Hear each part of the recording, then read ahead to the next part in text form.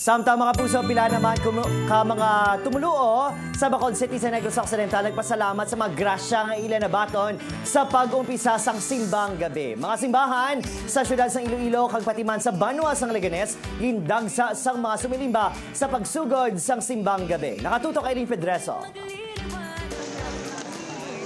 Sa unang adlaw sang simbang gabi na puno ang San Sebastian Cathedral sa Bacolod City.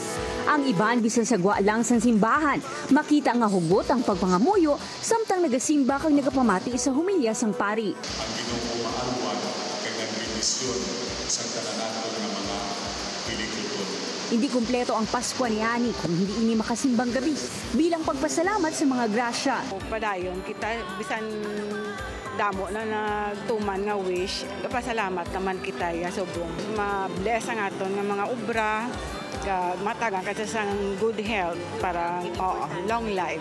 Good health naman ang ginapangayo ni Sandra, gani nagatsaga ini nga magbugtaw para makasimba. Nasolbar pa ang isa ko ka mata nga nakakita sa subong.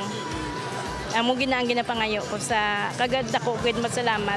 Nangin generally peaceful ang unang nga simbang gabi sunod sa Bacolod City Police. Magluwas sa nagagibot nga police personnel. May naka-standby man sa guwas ng simbahan kag sa mga plaza. Hugot nga ginapahanumdom sa mga sumilimba nga hindi gihapon magpakampante kag kun mahimo mangin simple lang.